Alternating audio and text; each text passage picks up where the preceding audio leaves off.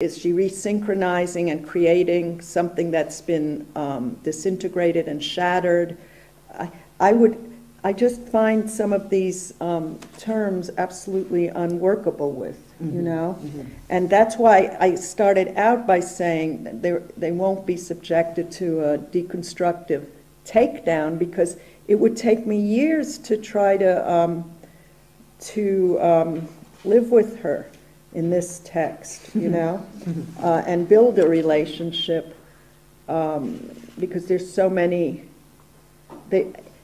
beginning with, take the utterance, I am two in one, beginning with the I, then the am, the two in one. The in is a problem for me even. So I just wanted to bring up my protest that something I am assuming has happened here for her to shatter and scatter and forget and regress in this way. But I may regret these words because I don't think I've done the work to move through what she, unless there's a kind of really wounded effort at running with the question was heißt denken and bringing it to another court, so to speak. But something must have happened. It seems so dissociated from her teachers and her own, in terms of her own work, that it's hard for me to understand what's going on. I just have a one-liner or two in one-liner to add to that impression. I was thinking, when I tried to reconstruct the big picture coming out of the argument, that there is something like a Benjaminian allegory proceeding here. It is almost as though all that philosophical training was under her belt is being immersed in what we're calling political theory, as though it were finitude itself. Creating a discourse that depends upon certain performativities, like the staging of the breakdown of the distinctions, for example. I'm not saying she's absolutely in control of it, which I think is, you know, an argument to have with her, but that was my impression, which is not contrary to the sense that there is a mourning work or an unmourning work. If I can locate that moment, did I just interrupt you? And then give you the floor, as it were.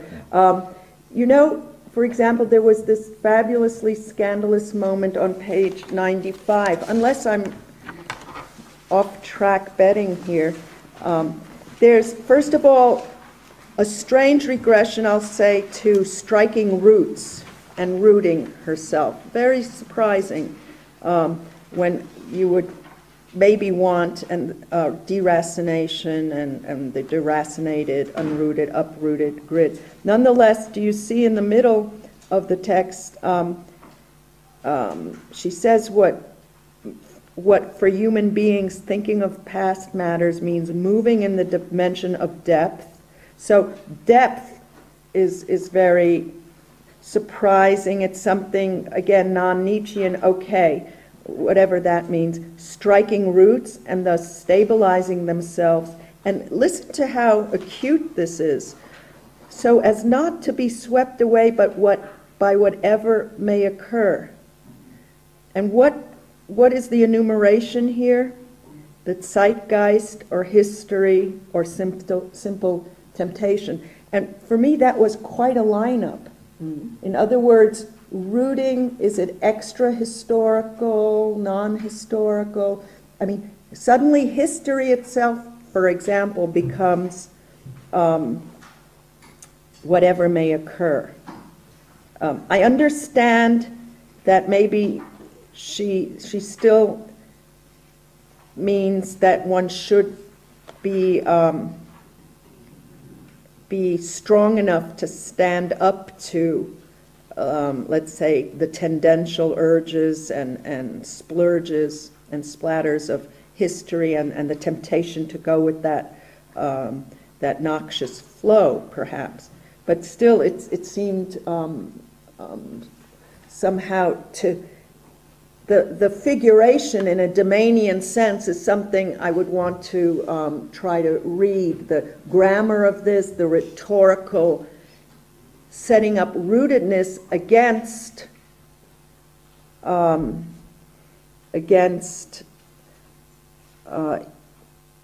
evil, and even referring back to metaphors of organicity. I know that's very dense and very difficult, but on every level, this troubled me a bit. And you look a little perplexed, Josh. Do you want to say anything? I'm just saying, for her to push roots suddenly without working through it in a certain way just surprised me. Am I coming through anywhere? Mm-hmm. Yeah. There's a brief way to address this, and to address as well Avital's frustration with this language. I have to say, I have a friend who thinks that this part of Arendt is hopelessly naive and can't be worked with at all. And many people stay away from it for that reason. But here's one thing to think about. On page 95, around 2/3 of the way down, taking our cue from Socrates' justification of his moral proposition, we may now say that in this process of thought, in which I actualize the specifically human difference of speech, I explicitly constitute myself a person, and I shall remain one to the extent that I am capable of such constitution ever again and anew.